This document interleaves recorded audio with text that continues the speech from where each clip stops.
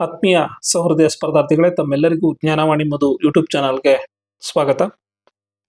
ನಮ್ಮ ಚಾನಲಲ್ಲಿ ಹೇಳಿದಂತೆ ಈ ಮಾರ್ಚ್ ತಿಂಗಳಲ್ಲೇ ನೋಟಿಫಿಕೇಶನ್ ಸ್ಟಾರ್ಟ್ ಆಗಬೇಕಾಗಿತ್ತು. ಆದರೆ ಕೆಲವೊಂದು ಕಾರಣಗಳಿಂದ, ಅಂದರೆ ಒಳ ಮೀಸಲಾತಿ ಮತ್ತು 56% ಕಾರಣಗಳಿಂದ ಇದು ಡಿಲೇ ಆಗ್ತಾ ಬರ್ತಾನೆ ಇದೆ.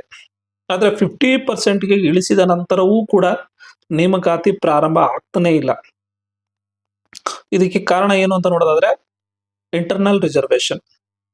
ಮೊನ್ನೆ ಮಾನ್ಯ ಗೃಹ ಸಚಿವರು ಪೊಲೀಸ್ ಇಲಾಖೆಯಲ್ಲಿ ಮೊಟ್ಟ ಮೊದಲ ಬಾರಿಗೆ ನೇಮಕಾತಿ ಪ್ರಾರಂಭಗೊಳ್ಳೋದಕ್ಕೆ ಸಿದ್ಧತೆಗಳನ್ನ ಮಾಡಿಕೊಂಡಿದ್ರು.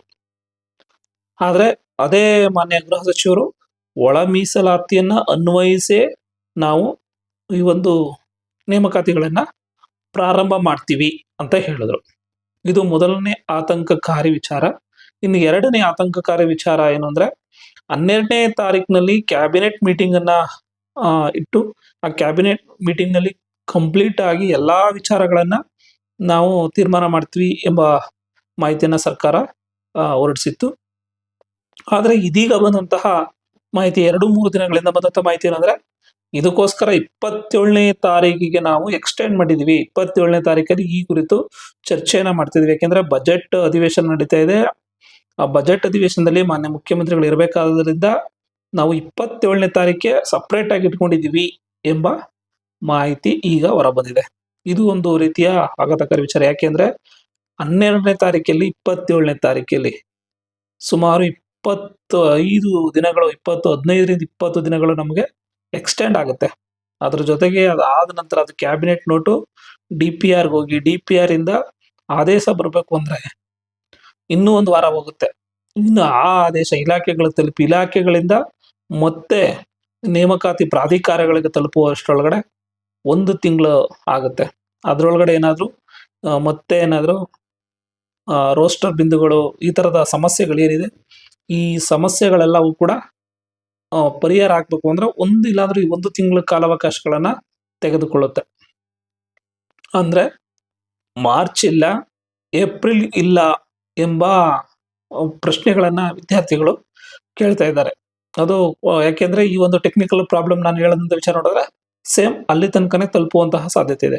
ನೆಕ್ಸ್ಟ್ ಏಪ್ರಿಲ್ ಮೇನಲ್ಲಿ ಮತ್ತೆ ಎಲೆಕ್ಷನ್ ಬರುವಂತಹ ಸಾಧ್ಯತೆಗಳಿದೆ. ಇದು ನಮ್ಮ ವಿದ್ಯಾರ್ಥಿಗಳಿಗೆ ಕಾಡ್ತಕ್ಕಂತಹ ಪ್ರಶ್ನೆ. ಇನ್ನು 56,000 ಹುದ್ದೆಗಳೇನಿದೆ ಅದರ ಜೊತೆಗೆ ಹಿಂದೆ ನಡೆಸಿದಂತಹ ನೇಮಕಾತಿಗಳಿಗೂ ಕೂಡ ಒಳ ಮೀಸಲಾತಿಯನ್ನ ಕಲ್ಪಿಸಿ, ಇಲ್ಲಾಂದ್ರೆ ನಾವು ಮತ್ತೆ ಕಾನೂನು ಹೋರಾಟಕ್ಕೆ ಹೋಗುತ್ತೀವಿ ಎಂಬುದು ಪ್ರವರ್ಗ ಎ ನಲ್ಲಿರ್ತಕ್ಕಂತಹ ಅವರ ವಾದ ಆಗಿದೆ. ಇನ್ನು ಕಾನೂನಿನ ತೊಡಕುಗಳೇನಾದ್ರೂ ನೋಡೋದಾದ್ರೆ 50%ಗೆ ಬಂದ ನಂತರ 90% ಎಲ್ಲಾ ಪ್ರಾಬ್ಲಮ್ಗಳು ಸಾಲ್ವ್ ಆಗಿದೆ ಎಂಬ ಮಾತನ್ನ ನಾನು ನಿಮ್ಗೆ ಹೇಳೋದಕ್ಕೆ ಇಷ್ಟಪಡ್ತೀನಿ. ಇನ್ನು ಉಳಿದಿರೋದು ಒಂದೇ ಒಂದು ಪ್ರಕರಣ ಏನಂದ್ರೆ ಅಲೆಮಾರಿಗಳೊಬ್ಬರನ್ನ ವಿಶ್ವಾಸಕ್ಕೆ ತೆಗೆದುಕೊಂಡು ಅವ್ರನ್ನ ಗ್ರೂಪ್ ಎಗೆ ಸೇರಿಸಿ ಅಥವಾ ಅವ್ರಿಗೆ ಪ್ರತ್ಯೇಕವಾದಂತಹ ಗ್ರೂಪ್ ಎನ ನೀಡಿ ಪ್ರಸ್ತುತ ಗ್ರೂಪ್ ಎರನ್ನ ಗ್ರೂಪ್ ಬಿ ಸಿ ಆ ರೀತಿ ಮುಂದುವರಿಸೋದ್ರೂ ಕೂಡ ಪ್ರಾಬ್ಲಮ್ ಇಲ್ಲ. ಯಾಕೆಂದ್ರೆ ಸುಪ್ರೀಂ ಕೋರ್ಟ್ನ ರೂಲ್ಸ್ ಏನಿದೆ ಅದನ್ನ ಫಾಲೋ ಮಾಡ್ದಂಗೆ ಆಗುತ್ತೆ. ಹಾಗಾಗಿ ಯಾವುದೇ ರೀತಿ ಸಮಸ್ಯೆಗಳಾಗಲ್ಲ ಎಂಬುದು ಕಾನೂನು ತಜ್ಞರ ವಾದ. ಅಥವಾ ರೋಸ್ಟರ್ ಪಾಯಿಂಟ್ ನಲ್ಲಿ ಏನು ಹೋರಾಟಗಳು ನಡೀತಿದೆ ಅದನ್ನೇನಾದ್ರು ಬದಲಾವಣೆ ಮಾಡ್ತಾರ, ಅದು ಕೂಡ ಸರಿಯಾದ ಮಾಹಿತಿ ಇಲ್ಲ. ಇನ್ನು ನಾಳೆ ನಡಿಬೇಕಾದಂತಹ ಕ್ಯಾಬಿನೆಟ್ ಮೀಟಿಂಗ್ ಅಲ್ಲಿ ಏನಾದ್ರೂ ಸರಿಯಾಗಿ ನಿರ್ಣಯಗಳನ್ನ ಕಂಡುಕೊಂಡ್ರೆ ಖಂಡಿತವಾಗ್ಲೂ ನೇಮಕಾತಿಗಳು ಈ ತಿಂಗಳ ಎಂಡಲ್ಲಿ ಪ್ರಾರಂಭಗೊಳ್ಳೋ ಸಾಧ್ಯತೆ ಇದೆ. ಒಂದು ವೇಳೆ ನಾಳೆ ಆಗ್ಲಿಲ್ಲ 27ನೇ ತಾರೀಕಿಗೆ ಮುಂದೂಡ್ತು ಅಂದ್ರೆ ನೇಮಕಾತಿಗಳು ಪ್ರಾರಂಭ ಆಗೋದು ಬಹಳ ಕಷ್ಟ ಆಗುತ್ತೆ. ನೆಕ್ಸ್ಟ್ ಏಪ್ರಿಲ್ಗೆ ಮೇಗೆ ಅಂತ ಮುಂದೆ ಹೋಗ್ತಾನೆ ಇರುತ್ತೆ. ಈ ನೇಮಕಾತಿಗೆ ಬಹುಶಃ ರಾಹು ಕೇತು ಎಂಬ 2 ಪ್ರಕರಣಗಳಿವೆ. ಒಂದು 56, ಇನ್ನೊಂದು ಒಳ ಮೀಸಲಾತಿ. ರಾಹು ಕೇತು ತರ ಕಾಡ್ತಾ ಇದೆ. ನೇಮಕಾತಿ ಪ್ರಾರಂಭ ಆಗೋದಕ್ಕೆ ಬಹಳ ಒಂದು ರೀತಿಯಂತಹ ಕಾನೂನಿನ ಸಮಸ್ಯೆಗಳಾಗಿ ಒಂದು ಕಾಡ್ತಾ ಇದೆ. ಅಂದ್ರೆ ಟೆಕ್ನಿಕಲ್ ಪ್ರಾಬ್ಲಮ್ ಏನಂತ ಹೇಳ್ತಾ ಇದೀವಿ, ಆ ಟೆಕ್ನಿಕಲ್ ಪ್ರಾಬ್ಲಮ್ಗಳಾಗಿ ಇವು ಬಹಳ ಹಿಂಸೆಯನ್ನ ನೀಡ್ತಾ ಇದಾವೆ. ಇದರಿಂದ ನಮ್ಮ ವಿದ್ಯಾರ್ಥಿಗಳಿಗೆ ನಾವು ಯಾವಾಗ ಎಕ್ಸಾಮ್ ಕಾಲಾಗುತ್ತೆ ಅನ್ನೋದೇ ಒಂದು ರೀತಿ ಗೊಂದಲ ಆಗೈತೆ. ಹಲವಾರು ಜನ ಪ್ರಶ್ನೆಗಳನ್ನ ಕೇಳ್ತಾ ಇದ್ರೆ ನಮ್ಗೆ GPSTR ಯಾವಾಗ ಕಾಲಾಗುತ್ತೆ, ಅಸಿಸ್ಟೆಂಟ್ ಪ್ರೊಫೆಸರ್ ಯಾವಾಗ ಕಾಲಾಗುತ್ತೆ, ಪೊಲೀಸ್ ಹುದ್ದೆಗಳು ಯಾವಾಗ ಕಾಲಾಗುತ್ತೆ, PSI ಹುದ್ದೆಗಳು ಯಾವಾಗ ಕಾಲ್ ಆಗುತ್ತೆ ಅಂತ ಕೇಳ್ತಾ ಇದ್ರಿ. ನಿಮ್ಗೆ ಆನ್ಸರ್ ಮಾಡೋದಕ್ಕೆ ನನಗೆ ಮಾತು ಬರ್ತಾ ಇಲ್ಲ. ಯಾಕೆಂದ್ರೆ ಯಾವುದಾದ್ರೂ ಒಂದು ಇಲಾಖೆಯಲ್ಲಾದರೂ ನೋಟಿಫಿಕೇಶನ್ ಸ್ಟಾರ್ಟ್ ಆದ್ರೆ ಒಂದು ನಂಬಿಕೆ ಬರುತ್ತೆ. ನೋಟಿಫಿಕೇಶನ್ ಸ್ಟಾರ್ಟ್ ಆಗಿದೆ, ಇವಾಗ ಕಾಲ್ ಆಗ್ಬೋದು, ಪ್ರೊಸೆಸಿಂಗ್ ನಡೀತಾ ಇದೆ ಅಂತ ಅನ್ಕೋಬಹುದು. ಪೊಲೀಸ್ ಇಲಾಖೆಯಲ್ಲೇ ಪ್ರೊಸೆಸಿಂಗ್ ಸ್ಟಾರ್ಟ್ ಆಗಿ ಈಗ ಮತ್ತೆ ಅದು ಏನಾಗಿದೆ ಅಂದ್ರೆ ಒಳ ಮೀಸಲಾತಿ ಇನ್ಕ್ಲೂಡ್ ಮಾಡ್ತೀವಿ ಅಂದಾಗ ನಮ್ಗೆ ಯಾವ ರೀತಿ ಧೈರ್ಯ ಬರುತ್ತೆ ಹೇಳಿ?